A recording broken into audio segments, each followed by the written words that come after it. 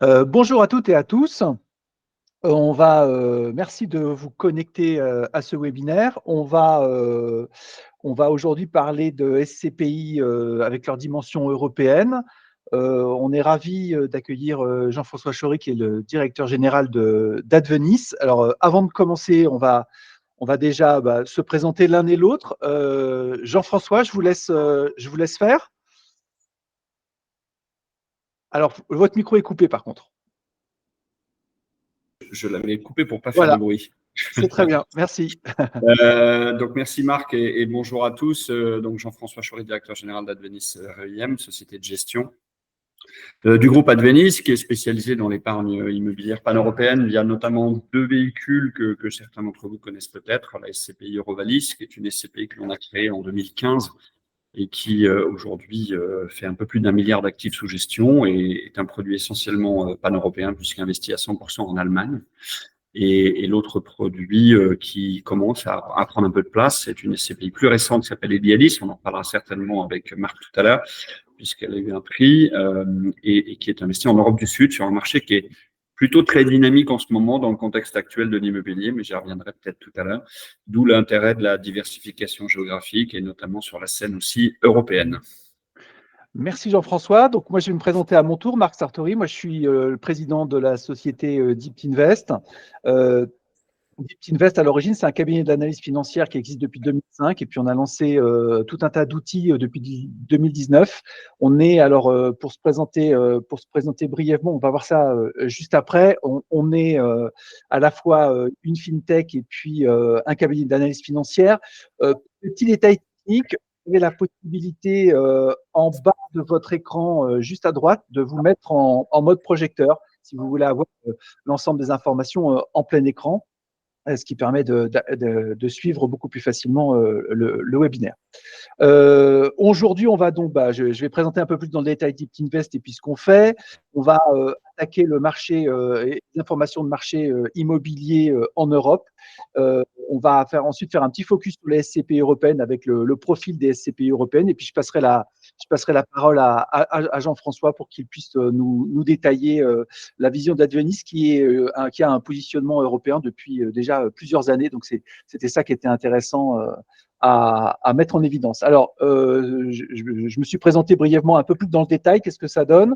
Donc, Deept Invest, c'est une fintech indépendante. On n'a pas de capitaux spécifiques, pas de partenaires spécifiques aux capitaux de la société. On a pris un statut un peu particulier d'analyste financier indépendant, ce qui fait qu'en fait, on ne vend pas de part de SCPI.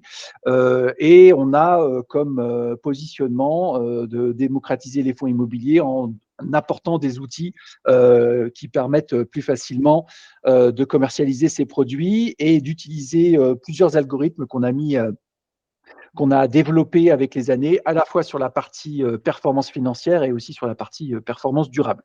On a un peu plus de 1200 inscrits sur la plateforme deeptinvest.fr et puis un petit peu plus de 40 millions d'euros qui ont été simulés uniquement sur l'année 2023, ce qui donne pas mal de possibilités d'allocation et de tri. Alors, les outils qu'on propose, il y en a de plusieurs sortes. On fait de l'analyse financière, évidemment, sur l'ensemble des fonds immobiliers ouverts. On va avoir des notations. On reviendra sur cette notion de notation un peu par la suite. On a des outils de comparateurs. On va géomapper l'ensemble des fonds, des patrimoines des fonds immobiliers à travers le monde, donc en France et en Europe pour l'essentiel. Et puis, on a des outils aussi pour faire des allocations de portefeuille et on peut réaliser aussi avec nos partenaires CGP ce qu'on appelle des audits de marché, c'est-à-dire qu'ils viennent avec des questionnements sur tel ou tel fonds et on les aide à détailler tout ça. Nos nouveautés sur les derniers trimestres, eh bien, on a sorti en fait dans l'outil d'allocation de portefeuille une mise à jour qui va permettre de lire en fait plus facilement les actions qui sont à mener sur les portefeuilles avec par exemple des fonds qui peuvent être à risque au niveau de l'évolution des valeurs de part ou d'autres éléments. C'est directement accessible et en place sur les interfaces. Voilà, allez, stop pour la publicité. On commence généralement par une petite question, par un petit sondage. Alors, la première question, elle est la suivante. Donc, je vais lancer le sondage. Quelle est votre perception de la situation des marchés de l'immobilier en Europe? C'est vrai qu'on a connu une année 2023 avec des évolutions assez substantielles en France, mais quel est votre ressenti par rapport à la situation et à la position du marché en Europe? Alors, première possibilité, même cause, avec les mêmes conséquences qu'en France. Deuxième possibilité, certains pays s'en sortent mieux que la France, il faut savoir les choisir. Et puis, troisième possibilité, j'ai du mal à me repérer sur le marché européen, j'ai besoin d'éclairage un peu plus spécifique. Alors, je vous rappelle comment vous faites pour voter. En bas à droite, normalement de votre écran, vous avez un petit triangle carré rond. Si vous cliquez dessus, vous pouvez accéder directement à sondage et ensuite, eh bien, vous avez la possibilité de voter sur les trois possibilités qui vous sont faites. On va laisser encore quelques minutes le temps que les votes se réalisent. Alors, pour le moment, on a un petit peu de brouillard. J'ai du mal à me repérer sur les marchés européens. Donc, vous avez bien fait de vous connecter. On va essayer de vous apporter quelques lumières sur ce sujet. On va laisser encore une petite minute, le temps que tout le monde ait voté, avec effectivement le brouillard qui persiste. Bon, alors donc vous êtes au bon endroit. Jean-François va pouvoir vous apporter pas mal d'éclairage aussi avec sa vision terrain d'expert. Bon, le brouillard domine. Ok, allez. Alors pour éclairer un petit peu tout ça, on va faire un rapide tour d'horizon de ce qui s'est passé sur l'année 2023 sur cette dimension européenne. Alors évidemment, les gros titres, c'était la hausse des taux qui a été, on va pas revenir dessus, mais d'une brutalité et d'une rapidité qui n'avait pas été connue sur le marché depuis fort longtemps. Alors ça a touché toute la zone euro qui est gérée par la BCE, avec un point d'inflexion. Alors on a mis un petit article ici qui provient de Boursorama, une première inflexion au début du mois de janvier de la part de Madame Lagarde, et puis ça s'est confirmé dans les mois qui ont suivi, en précisant qu'il y aurait une baisse des taux probable à l'été. On n'en est pas encore là, mais plus on s'en approche et plus ça devient une relative certitude, puisqu'il n'y a pas eu d'augmentation maintenant depuis plusieurs mois. Et puis plus récemment, le 13 mars, on a le directeur de la Banque de France, la Banque de France, nous a mis en avant l'idée qu'il fallait de nouveau aller tester les banques pour obtenir des prêts immobiliers. Alors, on est quand même assez content parce que maintenant que le marché était quand même bien verrouillé, a priori, les banques commencent à rouvrir les robinets du crédit. Mais alors, c'est quand même extrêmement important parce que c'est vrai que, alors évidemment, les situations sont extrêmement différentes entre les pays et c'est ce qu'on va regarder ici. Alors, on a mis à la fois la zone euro et puis ce qui est intéressant aussi, c'est que on va avoir des fonds immobiliers qui vont venir non seulement dans des pays zone euro, mais pas que. Et donc, on a, pour mémoire, mis, alors c'est vrai que la zone euro a quand même un pouvoir d'entraînement extrêmement fort sur ces différents segments. On voit très bien, bon, ici, on a mis la zone euro qui est au milieu du marché. Et puis derrière, vous voyez que bon, la Suisse a un positionnement un petit peu particulier, mais globalement, on voit que la puissance de la zone euro s'exprime au travers de ces taux, puisque globalement, on n'a pas des écarts substantiels entre les différents pays. Modulo, évidemment, plus on va dans le bas du tableau, alors c'est plus de la zone euro, évidemment, mais c'est des pays qui sont sur le continent ou en zone continentale, et y compris si on regarde au niveau du Royaume-Uni, où les taux ont quand même fortement augmenté, avec trois pays évidemment très particuliers, Biélorussie, Ukraine, Russie, puisqu'on est dans des contextes géopolitiques qui sont extrêmement différents. Mais donc, on voit clairement quand même on est quand même sur des taux qui sont quand même particulièrement élevés pour l'ensemble de ces pays et qu'on n'avait pas connus depuis extrêmement longtemps. Alors donc, avec des évolutions qui vont être particulières et qui ont conditionné ce qui s'est passé sur le pays. Alors, sur l'ensemble des pays, on a fait un petit focus sur les transactions en zone euro pour les bureaux, parce que c'est un segment qu'on verra plus dans le détail avec le gérant Advenis. on a globalement, par rapport à 2022, des évolutions sur le volume de transactions qui sont extrêmement forts. Alors, on fera un petit… Il y a un cas particulier qui est la Pologne, où il y a eu quand même des baisses extrêmement substantielles de volumétrie. Alors, est-ce que c'est directement lié aux événements géopolitiques ou pas? Parce qu'eux sont quand même vraiment voisins de ce qui se passe. Et c'est une dimension absolument importante à prendre en compte lorsqu'il y a des investissements qui sont faits au niveau européen. Et d'ailleurs, vous allez le voir par la suite, que les gérants ont quand même pour la plupart, pris en compte cette dimension de risque géopolitique dans leurs investissements.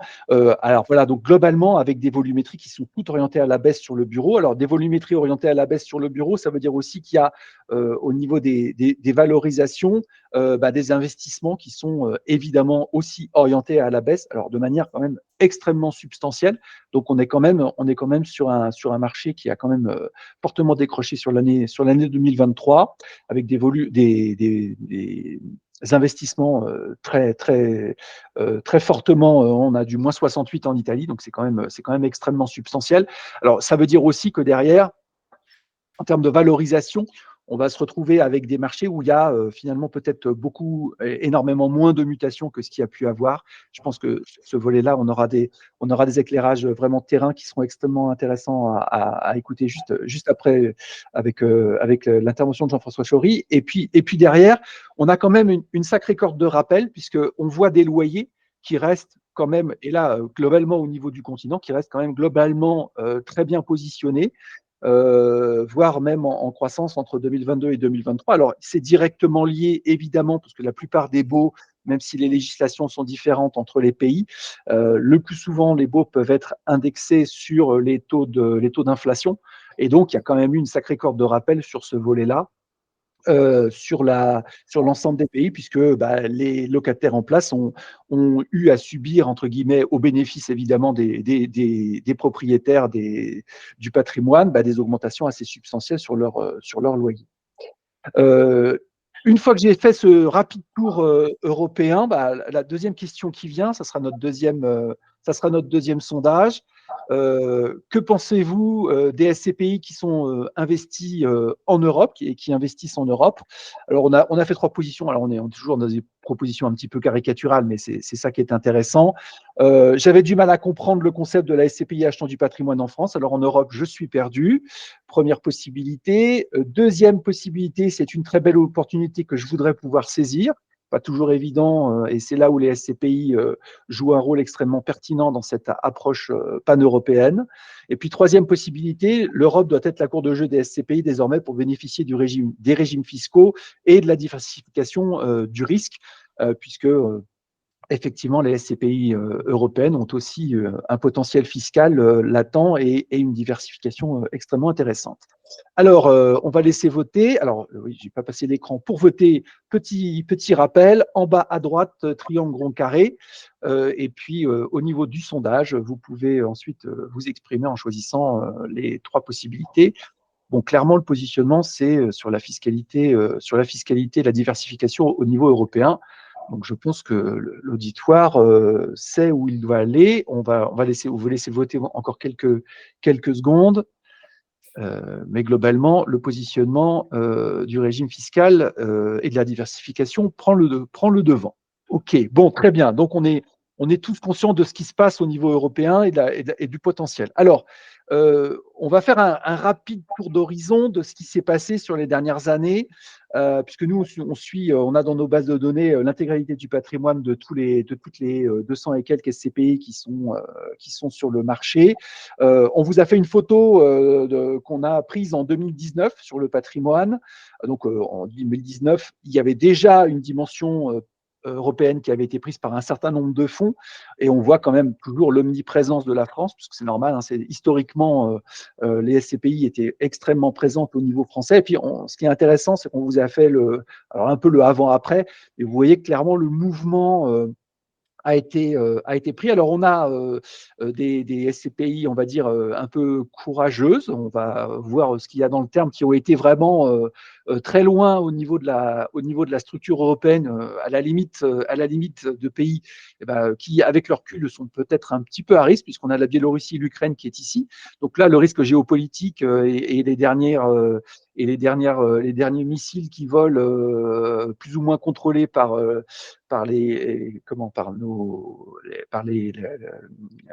la Russie peuvent quand même poser un certain nombre de questions parce que évidemment les risques de guerre ne sont pas assurables, donc c'est quand même une dimension qui est quand même importante à prendre en compte, mais on voit clairement que le mouvement est en train de s'amplifier. Alors plutôt quand même concentré autour des pays, et le Royaume-Uni et l'Irlande font aussi partie des pays dans la liste des targets des SCPI françaises. Ça, c'était en nombre. Alors, qu'est-ce que ça donne maintenant en valeur? Et c'est ça qui est intéressant de regarder. Donc, on a mis en parallèle les pays qui portent le plus d'investissements au niveau européen pour les SCPI. Bon, sans grande surprise, on a l'Allemagne qui est extrêmement bien positionnée, plus de 5 milliards. Pays-Bas, on est quasiment 3 milliards. Donc, c'est vraiment les deux pays qui concentrent les investissements. C'est de la zone euro, tout ça. Et puis, alors après, vous avez quand même le Royaume-Uni qui prend une belle troisième position avec effectivement des considérations, puisque on a vu que les prix se maintenaient, mais que les volumes pouvaient être extrêmement volatiles sur ces parties hors zone euro. Voilà, avec Belgique et Espagne qui complètent les 5 premiers. Alors, vous voyez qu'il y a aussi l'Italie, évidemment, qui a un poids, et puis la Pologne aussi, qui sont dans cette liste. Dernier élément, on a regardé cette fois-ci en catégorisant par ville. Alors, le graphique de gauche, c'est vraiment pour montrer globalement ce qui se passe. Donc, clairement, Paris et globalement l'Île-de-France restent un des lieux d'investissement massif des SCPI. Et c'est pour ça qu'on a enlevé toute la zone. Donc, on voit Paris, Lyon, et puis les autres villes principales en région française qui sont extrêmement structurantes. Et on les a retirées pour ensuite voir globalement comment ça se passait au niveau des autres pays européens. Donc, on retrouve un élément intéressant, c'est que l'Allemagne, c'est un lieu important d'investissement, comme on l'a vu pour les SCPI, mais c'est aussi très diversifié. Et c'est ça qui est important sur ce pays qui est beaucoup plus décentralisé que ne peut l'être la France. Et on voit clairement quand même, il y a des investissements qui sont un petit peu partout, alors que dans les autres pays, évidemment, ils sont beaucoup plus petits. Si je prends la Belgique et le Pays-Bas, on voit que les investissements sont beaucoup plus concentrés autour de quelques zones. Alors, dans le détail, qu'est-ce que ça donne? On a aussi fait une petite présentation et un petit sum-up de ce qu'on a. Donc là, on vous a remis évidemment l'ensemble des pays, l'ensemble des villes qui sont investies par les SCPI. Donc on voit Paris, évidemment, Paris-Lyon, et puis d'autres villes derrière qui sont quand même des foyers importants de concentration d'investissement. On se retrouve avec des Marseille, Toulouse, évidemment, et puis toute l'Île-de-France qui est quand même une grosse plaque d'investissement. Alors, si on retire ce top 10 des villes, de ce top 10, si on retire les villes françaises, eh bien, on se retrouve à avoir ici un top 10 des villes européennes avec purement européen, Bruxelles qui prend la première place de ces investissements, Dublin, et vous voyez qu'on retrouve la ventilation des villes allemandes qui sont beaucoup moins concentrées que peuvent l'être ces villes, donc avec des investissements beaucoup plus fins et beaucoup plus régionaux. Et puis, on retrouve effectivement les Pays-Bas avec les deux grandes villes, Amsterdam et Utrecht, et puis le Luxembourg aussi qui va truster pas mal d'investissements. Donc, c'est intéressant de voir quand même les particularités, les spécificités. Alors, on a mis une valeur au mètre carré parce que, attention tout de même à cette valeur au mètre carré par pays, parce que, en fait, là, on a fait quelque chose indépendamment des activités, des patrimoines. Donc, ça veut dire que vous pouvez avoir effectivement des approches extrêmement différentes entre les fonds. Donc, il faut évidemment, pour avoir une vision un peu plus précise, il faut vraiment identifier les valorisations par secteur d'activité, comparer des bureaux avec des bureaux. Et puis, voilà. Donc ça, nous, on est en mesure de le faire, mais il faut vraiment avoir ces éléments-là et ne pas prendre ces prix au mètre carré dans l'absolu, parce qu'à l'intérieur, il peut y avoir des mélanges de genres qui ne sont pas forcément toujours tous compatibles. On a fait la liste, alors à gauche, non exhaustive de toutes les SCPI qui ont au moins un bien en Europe. Il y en avait 3 pages, on ne vous les a pas mises, mais voilà, le mouvement est là. Et puis ce qui est plus intéressant, c'est dans vos démarches, et c'est toute la présence et tout l'intérêt de la présence aujourd'hui d'Advenis, représenté par Jean-François Chory, c'est d'avoir des SCPI qui vont avoir la quasi-intégralité ou la totalité de leur patrimoine qui va être positionné en Europe.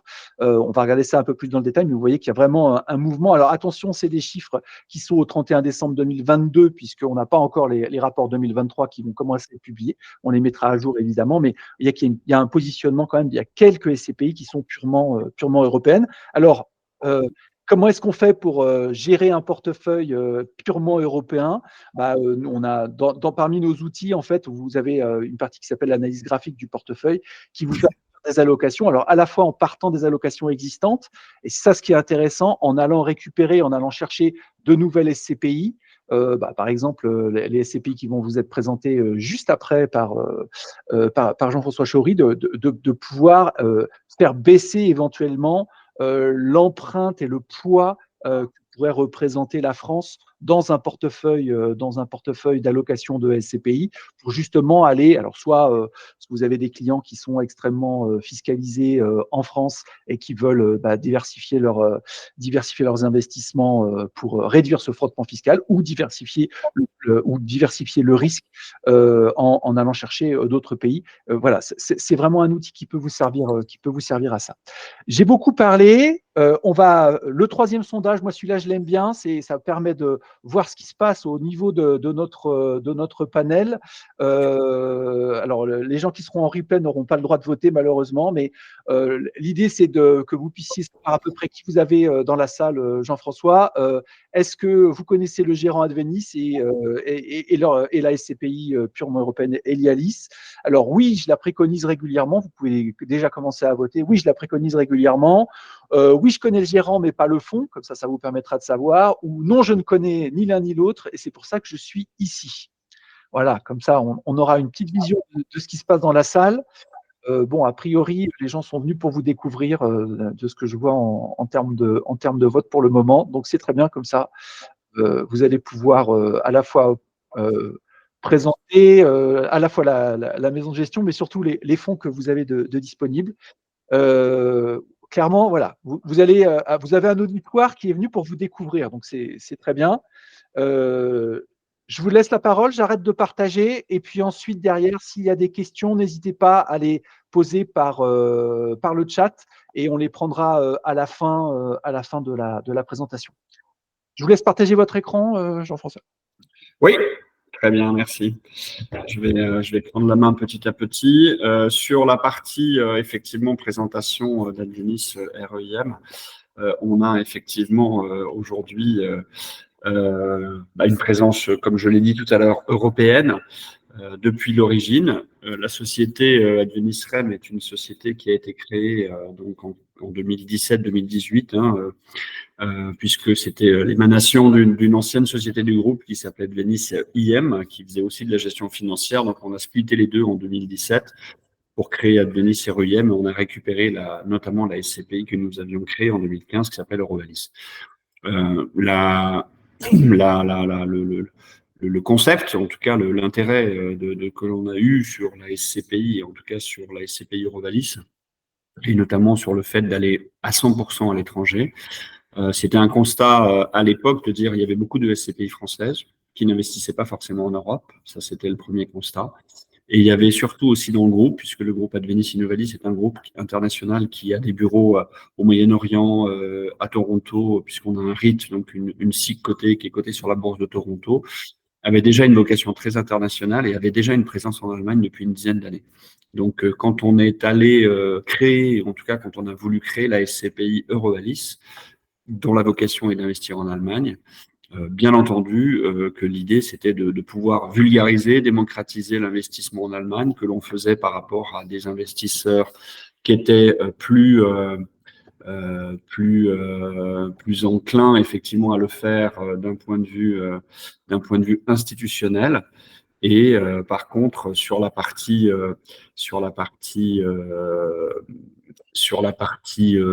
démocratisation, l'idée, c'est justement de créer cette SCPI qui nous permettait de pouvoir lancer effectivement cette possibilité d'investir pour les clients particuliers, les clients privés en Allemagne, alors que quand on le fait en direct, c'est pas toujours le plus facile. Donc ça faisait partie effectivement des éléments qui sont importants sur la création et sur la logique effectivement d'intervenir sur le marché allemand. Donc aujourd'hui, la société de gestion, c'est 1,3 milliard d'actifs, 90% hors de France, puisqu'on a historiquement des SCPI résidentiels qui sont aujourd'hui gérés aussi par le groupe, et donc 2 SCPI et une société civile, que l'on voit juste après, et ici, donc la SCPI Eurovalis qui est investie en Allemagne, la SCPI Elielis qui est investie en Europe du Sud. Là, c'est pareil, quand on l'a créé en 2019, il n'y avait pas ou très peu d'investissement en Europe du Sud. Et on a voulu justement créer cette SCPI pour apporter une diversification par rapport à la SCPI Eurovalis, qui était plutôt une SCPI investie donc, à 100% en Allemagne, mais donc avec une vocation plutôt Europe du Nord. Et l'idée, c'était de créer justement son pendant sur l'Europe du Sud. Donc ça fait partie des éléments aussi en termes de diversification géographique. Et on a lancé aussi il y a 2 ans une société civile, Advenissimo Capital, qui est très diversifiée, qui est souscrite dans le cadre des contrats d'assurance vie. C'est une unité de compte et que l'on veut justement très diversifier et très diversifier, pardon, aussi bien en termes de classes d'actifs. Elle a du résidentiel, elle a du bureau, elle a de la logistique, elle a de la santé, elle a de l'hôtellerie. Et aussi sur les pays européens, puisqu'aujourd'hui, on a 12 pays européens qui sont représentés dans la société civile Advenissimo Capital pour saisir toutes les opportunités du marché. Donc ça fait partie des éléments, et la gamme Renovalis, qui est plutôt la gamme effectivement historique des CPI résidentiels. Donc voilà comment s'articulent effectivement les produits. On a effectivement une croissance de la collecte assez exponentielle depuis quelques années. Et même l'année dernière, on a fini en collecte nette positive d'une centaine de millions d'euros, ce qui était déjà un bon score dans le contexte que l'on connaît. Et donc aujourd'hui, avec un peu moins de 20 000 associés, donc avec 495, pratiquement 500 000 mètres carrés gérés en Europe par nos équipes de property management interne ou externe. Donc ça fait partie des éléments qui sont importants et à comprendre effectivement dans ce marché. Marc en parlait tout à l'heure, pourquoi investir dans des CPI européennes? Si je synthétise ça en quelques mots, et en tout cas pourquoi nous on a cherché à faire plutôt des SCPI 100% investis à l'étranger et hors France. La première raison, c'était parce que le marché est beaucoup plus profond. Je ne vais pas parler forcément du marché de l'année dernière, parce que c'est un marché qui est en crise, hein, on aura peut-être l'occasion d'en reparler, notamment en termes de volume de transactions, Marc l'a rappelé tout à l'heure.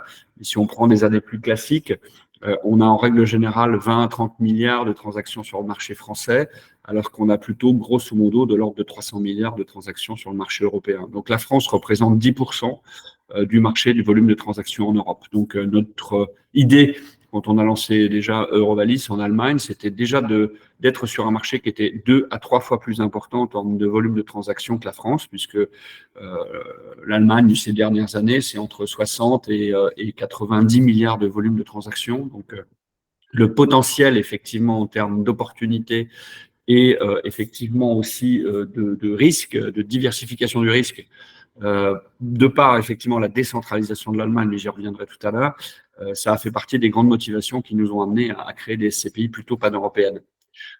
Les opportunités d'investissement, effectivement, parce que les classes d'actifs, que ce soit de la logistique, de l'hôtellerie, du résidentiel, du bureau, fonctionnent pas forcément de la même manière et n'ont pas le même pouvoir d'attraction dans un pays plutôt qu'un autre. Si je prends par exemple les 2 pays dans lesquels on est très présent aujourd'hui, l'Allemagne et l'Espagne, d'un côté, l'Allemagne a toujours effectivement un sujet logistique, industriel, bureau assez fort.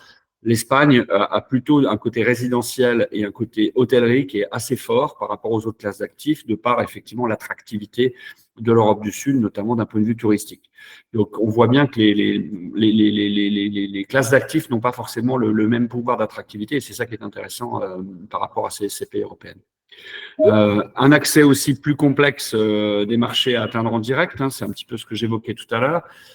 Quand vous êtes investisseur français et que vous voulez acheter en Allemagne ou en Espagne, forcément, vous vous confrontez à la barrière de la langue, ça c'est le premier point, même si beaucoup de transactions se font bien entendu en anglais aujourd'hui. Vous avez quand même la barrière effectivement aussi des partenaires, les avocats, le principe même de l'achat en Allemagne et en Espagne par rapport à la France, c'est pas du tout le même. On passe pas, tous les deals se font par des avocats et pas par des notaires, donc c'est pas du tout la même structure. Et en plus de ça, vous avez besoin d'avoir la connaissance du marché, la connaissance fine du marché. Donc ça, je l'ai mis en bas dans les prérequis. Je pense que c'est compliqué d'aller investir dans un marché quand vous ne le connaissez pas. Et donc ça fait partie des éléments qui sont très importants. La fiscalité sur les revenus étrangers, qui est plus compétitive, ça fait effectivement partie des éléments qui sont importants pour un investisseur français.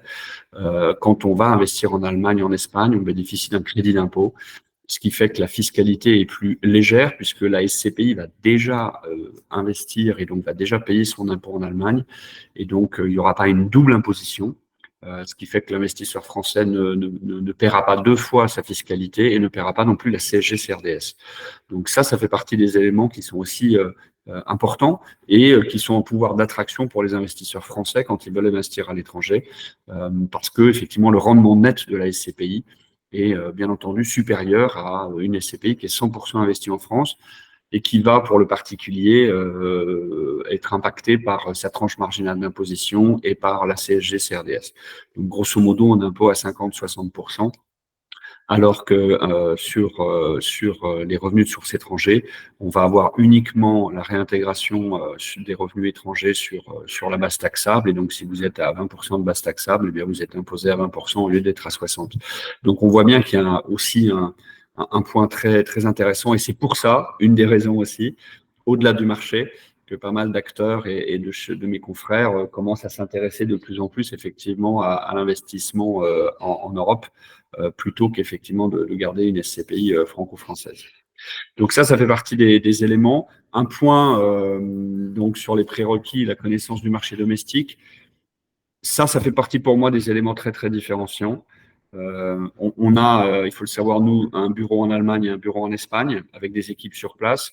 En Allemagne, on a 25 personnes qui travaillent pour notre property management. C'est une filiale qui s'appelle Advenis Germany, qui sont des salariés du groupe et qui gèrent notre patrimoine immobilier. Ils sont présents à Francfort et rayonnent effectivement sur toute l'Allemagne. C'est pour moi un point très important quand vous faites le choix d'investir dans une SCPI européenne, c'est la connaissance de la société de gestion ou du groupe dans lequel vous investissez, du marché local et sa connaissance par des personnes effectivement qui travaillent pour vous localement. Si vous faites appel uniquement à des prestataires externes, mais effectivement, ça fait partie des risques potentiels que vous pouvez avoir de ne pas avoir suffisamment de connaissances, suffisamment la connaissance aussi des partenaires avec lesquels vous travaillez, et aussi les problématiques de gestion, tout simplement, des partenaires extérieurs. Donc ça, c'est un point qui pour moi, est très, très fort dans le choix d'investir dans une SCPI européenne, c'est la capacité de la société de gestion à bien connaître son marché. Si je fais un focus rapide sur les deux pays qui fonctionnent pas de la même manière, et c'est ça qui est intéressant, l'Allemagne et l'Espagne, des deux pays dans lesquels on investit régulièrement et qu'on connaît bien. Sur l'Allemagne, il y a eu une récession effectivement en 2023 qui a été plus faible, mais quand même une récession. On voit bien que ça fait partie effectivement des moteurs économiques puisque l'Allemagne reste la première puissance économique européenne et de loin. Mais effectivement, dans un contexte après Covid, guerre en Ukraine, etc., ils ont souffert un petit peu plus. Et avec la hausse des taux, c'est un marché qui a connu effectivement une décélération assez forte d'un point de vue économique, mais aussi d'un point de vue de l'immobilier. On y verra tout à l'heure sur les volumes de transactions. Pour autant, c'est un pays, et ça c'est les chiffres de début janvier 2024, il y a un taux de chômage qui n'a jamais été aussi bas, 2,8%. Par rapport à ce qu'on connaît en France, on est beaucoup plus bas. Et un taux d'activité aussi des Allemands qui n'a jamais été aussi haut. Il y a 45 millions de personnes qui travaillent entre 15 ans et 64 ans. Donc ça fait partie effectivement des points qui sont assez rassurants sur la capacité de production et de productivité de l'Allemagne, toujours aujourd'hui dans un contexte difficile. Le reflux de l'inflation qui a été rapide a permis aussi, justement, là, depuis quelques mois, de soulager un petit peu la pression sur les taux. L'Allemagne, pendant très longtemps, a été avec un taux négatif, hein, je vous le rappelle. Donc ça fait partie des éléments qui étaient très intéressants et très importants pour nous en tant qu'investisseurs. À l'inverse, avec la remontée des taux, on est remonté pratiquement jusqu'à 3%. On le voit sur la partie gauche à fin 2023. Partie droite, pardon, on est pratiquement monté à 3% de taux sur le Bund allemand à 10 ans. Ça, on n'avait pas connu ça depuis très longtemps et avec une accélération très forte. On l'a tous dit depuis quelques mois. C'est ça qui a freiné effectivement les investisseurs et qui a provoqué effectivement cette baisse de volume de transactions très forte. On voit que depuis le début de l'année, avec le reflux de l'inflation, le bond allemand a baissé, il est à 2,30 aujourd'hui. La PCE, normalement, prévoit de baisser ses taux au mois de juin de 0,75 points de base. Donc, ça va encore permettre un reflux, effectivement, de ces taux longs, ce qui pourra être des signaux très positifs sur l'immobilier allemand. D'après les premières informations que l'on a, voilà, les différents économistes, mais on verra si ça se traduit par les chiffres dans les semaines et les mois qui viennent, mais considèrent qu'on a touché le point bas du marché et donc normalement anticipe un début de reprise, début de fin 2024 et certainement pour 2025. Ça, en tout cas, c'est les grandes tendances sur le marché allemand. Il faut savoir que le marché allemand, et notamment au niveau immobilier, a corrigé. Donc les valeurs immobilières ont baissé plus rapidement que les valeurs en France. C'est le même cas en UK. Hein. Aujourd'hui, UK, notamment Londres, est très attractif en tant qu'investissement. On a rarement vu des taux de rentabilité aussi importants sur des immeubles en plein centre de Londres. Quand je dis en plein centre, c'est vraiment en plein centre. Je ne parle pas d'immeubles en périphérie de Londres, hein, c'est Londres centrale. On n'a jamais vu des rendements aussi importants parce que le marché a corrigé plus rapidement que les autres. L'Allemagne a suivi, la France un peu moins. Aujourd'hui, on s'attend à des baisses encore en France sur l'année 2024, pardon, parce que la France est un petit peu en retard par rapport aux autres places économiques européennes, en tout cas les autres places immobilières en Europe. Donc ça fait partie des éléments qui sont aussi importants. La dette publique est environ de 60% du PIB en Allemagne. Je ne rappelle pas les chiffres puisque ça a fait les pages de la presse ces derniers jours où effectivement on n'a jamais connu une dette publique aussi importante en France. Donc ça démontre aussi la capacité d'investissement et de résistance de l'économie allemande par rapport à d'autres places européennes. Je rappelle que la France, l'Italie, l'Espagne, on est plutôt entre 110 et 130% de dette publique. Donc on a justement ce sujet aussi de la capacité de l'État à réinjecter et à soutenir sa croissance et son financement. Et ça, c'est un point qui est important et à rappeler. Et puis, on en a beaucoup parlé sur l'Allemagne, les problématiques énergétiques. Il faut savoir que l'Allemagne, effectivement, achète de l'électricité en France, hein, toujours aujourd'hui, et essaye de réduire drastiquement sa production d'électricité par les énergies fossiles et notamment par le charbon. Il y a un plan qui est très important, hein, drastique, je dirais, qui est mis en place par le gouvernement en place pour effectivement arriver à une transformation énergétique à 100% en énergie verte en 2030. Alors, d'après les derniers chiffres que l'on a, c'est plutôt 2035 parce qu'ils n'y arriveront pas en 2030. Mais effectivement, il y a des plans d'investissement très, très lourds en photovoltaïque, en éolien et dans toutes les énergies vertes pour justement arrêter la consommation par le charbon dans les 10 prochaines années maximum. Donc, c'est d'après les derniers chiffres, 212 milliards, c'est 5% du PIB, effectivement, qui sont consacrés à la transformation énergétique en Allemagne. Donc, si vous allez en Allemagne prochainement, vous verrez, il y a beaucoup de chantiers actuellement, que ce soit le long des autoroutes, que ce soit le long des lignes ferroviaires, avec des implantations de panneaux photovoltaïques, d'éoliens et d'autres sources, puisqu'ils ont aussi beaucoup de géothermie. Donc ça fait partie des plans qui sont très ambitieux et qui vont soutenir aussi l'économie allemande. Je ne reviens pas sur le fait que c'est le pays le plus industrialisé. Ça fait partie des éléments qui sont aussi très importants à avoir en tête dans un schéma de 5 à 10 ans. On estime, et en tout cas c'est le souhait des gouvernants, de pouvoir réindustrialiser l'Europe vis-à-vis de la Chine ou d'autres places asiatiques et autres. L'Allemagne est le leader incontesté des entreprises PME, PMI qui sont leaders sur leur marché. Et pas que dans l'automobile et pas que dans l'électroménager qu'on peut comment le lire dans la presse. Il y a aujourd'hui, et vous le voyez sur le graphe de droite, les entreprises championnes dans leur secteur, elles sont, et de très très loin, en nombre, devant les États-Unis, devant le Japon, devant effectivement ceux qu'on croit être les leaders dans leur métier. Donc oui, on connaît Intel, on connaît Google, on connaît Apple, etc., parce que ce sont des entreprises de télécommunications cotées. Par contre, les entreprises leaders dans leur marché d'un point de vue technologique et industriel, c'est et de loin l'Allemagne qui les détient. Et ça c'est aussi un point important dans le sujet de la réindustrialisation future de l'Europe. Il y a clairement un temps d'avance, effectivement, des Allemands par rapport à nous, par rapport à la France et par rapport aux autres pays européens. Et pourquoi l'Allemagne souffre un petit peu plus que les autres? Vous le voyez sur le graphe de gauche, c'est parce que les volumes d'échanges avec la Chine notamment sont et de loin les plus importants. Les Allemands exportent en Chine de manière très très importante. Et donc forcément, quand le marché chinois après Covid s'est ralenti, c'est l'Allemagne qui a un peu plus souffert, d'où cette récession de PIB. Mais elle reste et de loin le pays le plus exportateur dans les autres pays du monde et notamment avec la Chine. Et ça, c'est aussi pour ça que quand les volumes baissent, forcément, c'est l'Allemagne qui souffre en premier et donc ça se voit un petit peu plus. Mais ça reste de loin la première puissance économique européenne, mais ça, je pense qu'il n'y a pas de sujet là-dessus. Sur le marché de l'immobilier, je vais revenir rapidement. Effectivement, il y a une baisse des transactions en haut à droite qui est assez importante, voire très importante en Allemagne. C'est pareil, c'est un sujet aujourd'hui. Les propriétaires allemands, c'est beaucoup des foncières allemandes. Il faut avoir en tête que plus de 60% des volumes de transactions régulièrement, ce sont des investisseurs allemands sur le marché allemand.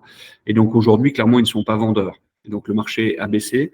Mais il y a peu de volume de transactions puisqu'il y a peu, tout simplement, de vendeurs sur le marché. Les propriétaires préfèrent attendre des jours meilleurs plutôt que de mettre sur le marché des actifs avec effectivement des moins-values. Donc le volume est en baisse. Pour autant, et Marc le montrait tout à l'heure, vous le voyez sur la courbe au milieu, les loyers sont en train de remonter de par l'indexation des loyers. Le marché allemand, en tout cas les baux allemands et le système d'indexation des loyers est différent qu'en France, ce n'est pas les mêmes systèmes. On a beaucoup de systèmes de cap, c'est-à-dire que vous avez un bail avec une indexation des loyers qui va fonctionner par palier à plus 5 ou à plus 10%, c'est-à-dire que vous attendez d'avoir un cumul d'inflation de plus 5 ou de plus 10% pour impacter votre locataire d'une hausse de 5 à 10%. Donc pendant de nombreuses années, sur Eurovalis, on n'a eu aucune augmentation puisqu'il n'y avait pas d'inflation et donc pas d'indexation des loyers. Donc on n'a eu aucune indexation. Depuis 2 ans, on a en moyenne un peu plus de 12% d'augmentation de nos loyers. Donc sur la base d'Eurovalis, qui est une SCPI qui fait 1 milliard d'euros, c'est très significatif. Et ne serait-ce que sur l'exercice 2023, ça représente 2,5 millions d'augmentation des loyers qui ont été acceptés à 100% par nos locataires. Donc ça fait partie des éléments qui sont importants. Les loyers sont en train de repartir à la hausse de par l'inflation et de par aussi la recherche qualitative des locataires sur des biens qui sont bien situés et qui sont aussi ESG. Aujourd'hui, clairement, il y a une vraie différenciation et ça, c'est la crise qui accélère ce mouvement-là entre des actifs immobiliers qui sont bien placés, qui ont des nœuds de communication, un accès métro, un accès vélo et donc qui sont assez centrales, avec des biens qui sont extérieurs aux villes. Et donc là, il y a une vraie différenciation de valeur. Ça, c'est le premier point. Et le deuxième point, c'est la nature environnementale de l'actif. Si vous avez un actif qui est performant énergétiquement, vous allez avoir une grosse appétence des locataires, alors que si vous avez une passoire thermique, pour dire les choses comme elles sont, vous allez avoir déjà des départs de locataires et surtout plus aucune demande de locataires et donc beaucoup de vacances. Et là, vous allez aussi avoir une des problématiques de valorisation de vos actifs. Donc ça, c'est la crise qui accélère ce mouvement-là et on le constate encore aujourd'hui. Donc ça fait partie des éléments qui sont importants à retenir effectivement sur les marchés. Et ça, c'est pas que sur le marché allemand, c'est sur tout le marché européen, voire mondial. Donc ça, c'est les points qui sont très importants à retenir sur le marché allemand. Sur le marché espagnol, on voit que c'est pas du tout la même chose d'un point de vue économique.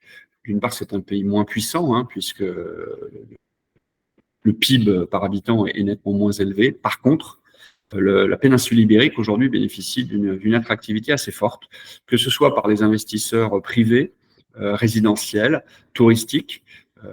L'Espagne est en train de nous rattraper, là je parle de la France, en termes de nombre de touristes par an. Ils sont à plus de 82 millions, donc ils sont très proches de la France aujourd'hui.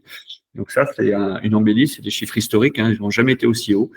Donc ça fait partie des éléments qui poussent aujourd'hui le soutien de l'économie espagnole et aussi une attractivité sur les entreprises qui, les entreprises espagnoles et pas forcément, enfin les entreprises étrangères, pardon, et pas forcément d'Amérique du Sud, c'est l'Amérique du Nord aujourd'hui, c'est les USA qui sont les plus gros investisseurs et depuis quelques années aujourd'hui en Espagne, avec effectivement des pôles de compétitivité comme à Malaga, où il y a des pôles technologiques IT qui sont en train de se créer avec l'arrivée effectivement de grandes entreprises américaines que j'ai citées tout à l'heure, et qui implantent effectivement des pôles de recherche dans ces villes-là, et aussi une attractivité très forte de Madrid aujourd'hui sur tous les acteurs internationaux et qui apparaît comme une capitale aujourd'hui qui est moins chère que les autres en termes immobiliers, et avec une qualité de vie qui est supérieure et avec effectivement une attractivité et donc aussi une main-d'œuvre qui est moins chère que dans d'autres pays européens. Donc l'Espagne, le Portugal aujourd'hui sont très recherchés par les investisseurs et ce qui vient soutenir aussi la croissance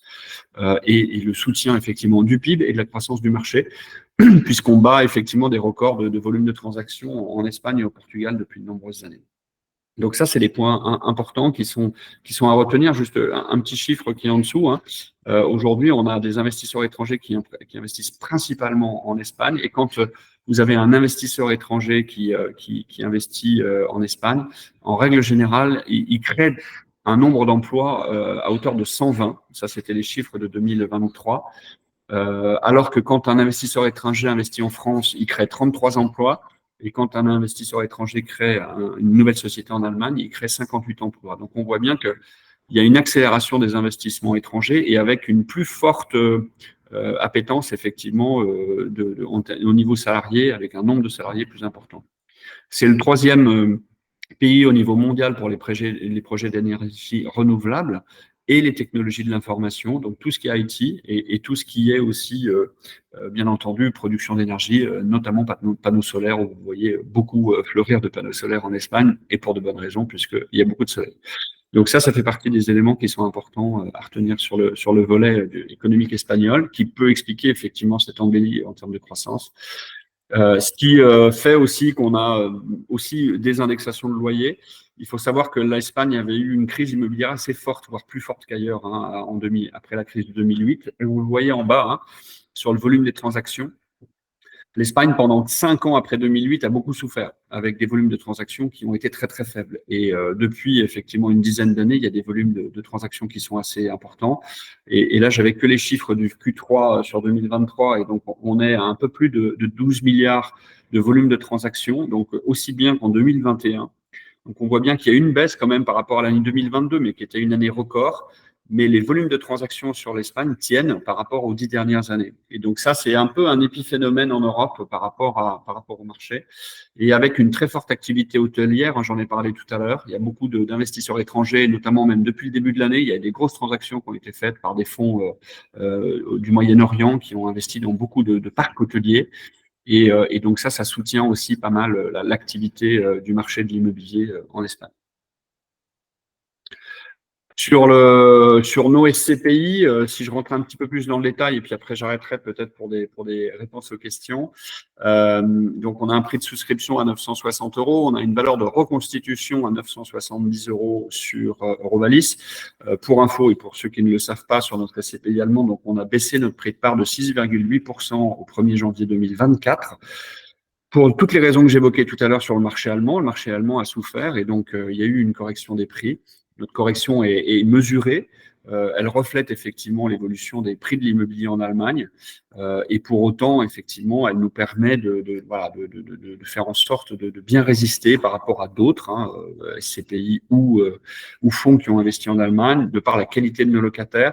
J'en ai pas parlé et puis on pourra, pour ceux qui sont intéressés, en reparler, mais on est très investi sur des immeubles qui ont des locataires de très grande qualité. Plus de 80% de nos locataires font plus d'1 milliard de chiffre d'affaires ou sont cotés dans les différentes bourses internationales. Et donc, l'indexation des loyers n'a pas été un sujet sur tous nos locataires. Le paiement des loyers, on est à plus de 99,5% de paiement des loyers et les 0,5% qui restent, c'est souvent des retards de loyer et non pas des non-paiements. Et donc, voilà, on a aujourd'hui une très belle qualité qui a été reconnue par les experts. Et donc, voilà, pour autant, Et moi, j'aime à le rappeler, quand un marché va dans un sens et plutôt à la baisse, c'est très compliqué de soutenir que tout va bien et que le marché va à la hausse. Donc ça fait partie effectivement des éléments qui sont, je pense, logiques. Quand un marché va moins bien, il faut le refléter dans la valeur de la part, mais de manière cohérente. Et effectivement, quand le marché repartira, ben, on accompagnera aussi cette hausse. Mais aujourd'hui, on a voulu marquer cette baisse. Pour autant, notre valeur de reconstitution est supérieure au prix de souscription. Et on a aujourd'hui des bonnes nouvelles sur le portefeuille, notamment en termes de relocation, en termes de valorisation. On est en train de céder un actif qui sera supérieur à la valeur d'expertise. Donc, même dans un contexte difficile, on arrive aujourd'hui à avoir des bonnes nouvelles.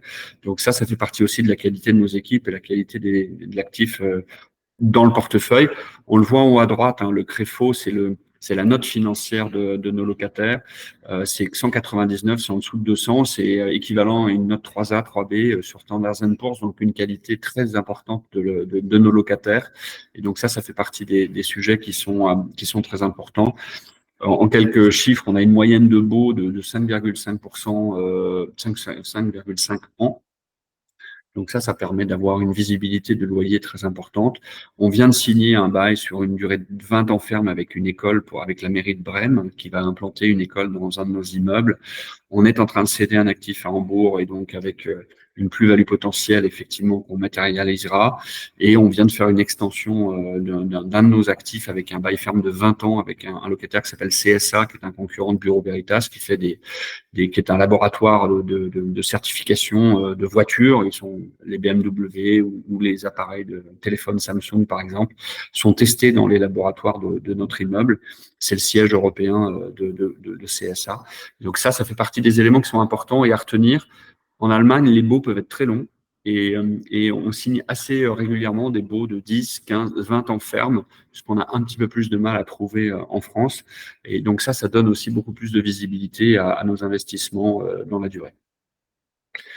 Sur Elialis, donc la SCPI espagnole, on le voit et on le matérialise ici, hein, notre prix de souscription n'a pas bougé et notre valeur de reconstitution au 31/12/2023 est toujours supérieure à la valeur de souscription. Elle a un petit peu baissé, mais de 1,3%. Donc, on voit bien que le marché espagnol résiste mieux. C'est une SCPI qui est plus récente, hein, donc plus petite, et qui est en phase d'acquisition. On vient d'acheter un immeuble à Barcelone la semaine dernière, avec un bon rendement, puisqu'on est autour de 9%. Donc, on voit bien que le marché quand même immobilier souffre aussi, même si le marché économique tient un peu mieux, le marché de l'immobilier souffre en termes de volume de transactions. Et donc, on arrive à trouver des bonnes opportunités sur le marché. Et ça permet effectivement d'avoir une SCPI. Alors, je l'ai pas dit, et peut-être que Marc le rappellera, on a été primé par Deep Invest sur la SCPI Elialis en termes de durabilité, notamment parce que on fait beaucoup d'efforts sur nos deux SCPI qui sont ISR, hein, Eurovalis et Elialis, sur nos travaux, sur le fait d'avoir des immeubles qui sont attractifs pour nos locataires. Donc, ça va avec bien entendu le design, les travaux qu'on peut faire à l'intérieur, mais ça va aussi surtout avec la partie énergétique. Et donc, dans un de nos immeubles, qui est un de nos plus gros immeubles, on a mis en place un chauffage par aérothermie. On installe et on loue toutes nos toitures en panneaux solaires à des entreprises comme Veolia, sur lesquelles on retire des loyers. Et ça permet aussi aux locataires d'avoir moins de charges locatives. Donc ça fait partie des éléments qui sont importants et qu'on travaille sur l'intégralité de nos immeubles. Et donc, c'est un point qui aujourd'hui a été relevé par Deep Invest dans son évaluation, mais qui est pour nous important dans l'attractivité de nos locataires. Et on le voit sur le TOF, le taux d'occupation de Elialis, on est à plus de 98%. Donc, on n'est pas à 100% occupé, mais on s'en rapproche beaucoup. Et donc, ça, c'est très satisfaisant, avec aussi des durées de baux moyens, même si c'est pas la même mécanique qu'en Allemagne, qui est assez longue. On est à presque à 6 ans de durée de baux moyens sur la totalité du portefeuille, avec des très belles signatures aussi. On applique la même stratégie.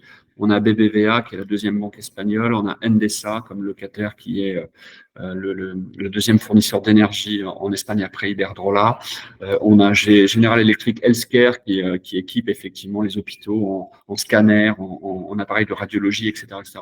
Donc voilà, donc on a des très belles signatures aussi au niveau de nos locataires et ce qui nous permet d'avoir des actifs bien loués et de qualité. Donc pour finir, ça nous amène à des niveaux de distribution sur nos deux SCPI pour Eurovalis à 5,04% brut. Donc, on est en progrès. Donc, l'indexation des loyers joue. Donc, on a une augmentation effectivement de la distribution et une fiscalité donc qui est plus allégée puisqu'on a distribué dans la poche de nos locataires 4,65 net de fiscalité étrangère. Et donc, ce qui nous amène à avoir des SCPI très compétitives effectivement sur le marché quand on parle de net fiscal dans la poche de nos clients. Et sinon, on a augmenté donc le report à nouveau, c'est quelque chose dont on parle pas beaucoup, mais sur Eurovalis, on aurait pu distribuer plus, mais c'est pas notre stratégie. Notre stratégie, c'était d'augmenter notre distribution, mais aussi d'en garder sous le coude au cas où, effectivement, on a des coups durs. Donc, on a augmenté notre report à nouveau. Et du coup, on a une perspective de maintien de la distribution sur 2024. Et sur Edialis, on a une distribution qui a encore augmenté aussi à 5,55 brut, 4,72 net de fiscalité, et avec pareil un maintien de la distribution par part en 2024. Voilà, Marc, les éléments effectivement sur les deux SCPI, et je suis bien entendu disponible pour répondre aux questions. Merci beaucoup, très, très intéressant et très détaillé. L'approche par pays est toujours intéressante quand on a la dimension européenne parce qu'effectivement, on parle de la zone euro, mais en fait, à l'intérieur de la zone euro, il y a des différences, on va dire historiques entre les pays et c'est aussi tout le talent des gérants comme vous de pouvoir aller chercher justement ces spécificités locales. Alors, moi, je ne sais pas s'il y aura des questions dans la salle, auquel cas, n'hésitez pas à les poser, soit en ouvrant vos micros ou sinon par le chat. Moi, j'avais une question. Alors, vous avez évoqué un peu le sujet. Effectivement, Elialis a eu accès à un double palmarès quand on a réalisé il y a quelques semaines le palmarès des SCPI durables avec nos deux partenaires, l'Info Durable et les AFR, les acteurs de l'association des acteurs de la finance responsable. La troisième place, c'était pour la partie SCPI bureau. Donc, c'était une place importante. Vous l'avez rappelé, 62 sur 100. Et puis, vous avez la première place sur le palmarès des CGP, vote des CGP. Ma question, c'était de dire les deux prix, je pense qu'ils sont importants, mais qu'est-ce qui est peut-être le plus critique pour vous? Que votre engagement environnemental soit reconnu par les CGP ou que l'environnement, enfin, ou que vous soyez dans le pool des SCPI de bureau? Qu'est-ce qui est le plus critique? Bon, c'est toujours très agréable d'avoir un prix par rapport au CGP parce que c'est quand même nos distributeurs et c'est eux qui comprennent le mieux nos produits et qui les diffusent auprès des clients finaux. Donc, je pense que ça fait partie des éléments qui sont toujours gratifiants. Et après, par rapport au bureau, voilà, il y a un peu de bureau bashing en ce moment, donc ça me fait doucement rire, effectivement, ce sujet. Voilà, je pense qu'il y a, comme toutes les classes d'actifs, il y a logistique et logistique, il y a santé et santé, et il y a bureau et bureau. Voilà. Quand vous avez aussi aujourd'hui des actifs de qualité qui sont effectivement aux normes environnementales en termes de consommation énergétique, là je parle de bureau, et avec effectivement on le voit, nous, sur la mise en place, que ce soit sur des accès, effectivement, transport en commun, un bus, métro, au pied de nos immeubles, ou en tout cas pas trop loin, à moins de 500 mètres, puisque ça fait partie d'un de nos critères, ou des racks à vélo qu'on installe dans nos extérieurs ou dans nos parkings, et ou des recharges électriques qu'on installe on n'est pas à 100%, mais pas très loin aujourd'hui d'un niveau effectivement de recharge électrique, notamment pour l'utilisation de véhicules électriques pour les collaborateurs qui viennent travailler en voiture. Ça fait partie des points qui sont très attractifs pour les locataires. Et aujourd'hui, notre taux d'occupation financier, qui soit à 93 ou à 98%, démontre parfaitement le fait que même si vous avez des bureaux, aujourd'hui, vous êtes en capacité de trouver des locataires et des locataires de qualité et des locataires qui sont prêts à payer plus pour effectivement aussi être dans ces bureaux-là. Donc, on le voit et on le constate partout en Europe aujourd'hui. Vous avez des bureaux qui sont loin d'un axe de communication, vous avez des problématiques locatives et donc vous avez des problématiques de valeur de votre actif. Vous avez un immeuble qui est bien implanté et qui est de qualité d'un point de vue énergétique, vous n'avez pas de problème pour trouver des locataires et voire même vous pouvez louer plus cher. Donc ça fait partie des éléments qui sont assez importants et qu'il faut avoir en tête. Alors, je vais pousser un peu le bouchon un petit peu plus loin, mais moi, j'aime bien ce qui se passe aujourd'hui sur le bureau parce que comme il n'y a plus grand monde qui veut acheter du bureau, vous pouvez faire des très, très bonnes opérations aujourd'hui sur des actifs de bureau à la condition d'être très sélectif. Il ne faut pas acheter n'importe quoi, mais même un très bel actif. Là, aujourd'hui, on est en train de regarder des actifs à Londres, j'en parlais tout à l'heure. On est en train de regarder un actif en plein centre de Lisbonne c'est des actifs qu'on achète avec des niveaux de rendement qu'on n'avait jamais vus auparavant parce que justement, il n'y a plus personne qui veut acheter du bureau. Mais ça n'empêche pas que ces actifs sont très, très, très bien placés et qui ont aujourd'hui des locataires qui sont prêts à payer plus cher pour être dans ces immeubles-là. Vous le voyez à Paris Intramuros. Aujourd'hui, quand vous avez des actifs Champs-Élysées ou Avenue Montaigne ou dans le QCA parisien, vous atteignez des niveaux de loyer qu'on n'a jamais vus auparavant, puisqu'on atteint des niveaux de loyer plus de 1 000 € du mètre carré. Ça n'a jamais été vu à Paris. Et pour autant, effectivement, il y a des locataires qui sont prêts à signer et à payer ces montants-là. Danone était dans la presse encore cette semaine, va changer son siège social. Chanel va arriver aussi. Ils sont tous à plus de 1 000 € du mètre carré en plein centre du QCR. Donc, on voit bien que il y a une appétence pour des actifs, là c'est un peu des extrêmes, hein, mais il y a de l'appétence pour des actifs qui sont très bien placés dans les centres-villes. Et dans votre démarche, il y a une dimension rénovation où les actifs que vous sélectionnez sont déjà, entre guillemets, environnement compatibles, comme dans ce que vous sélectionnez? Il y a les deux, il y a soit des actifs qui sont récents, mais quand on parle d'un immeuble en plein centre-ville à Lisbonne, c'est pas forcément un immeuble en construction, ou à Londres.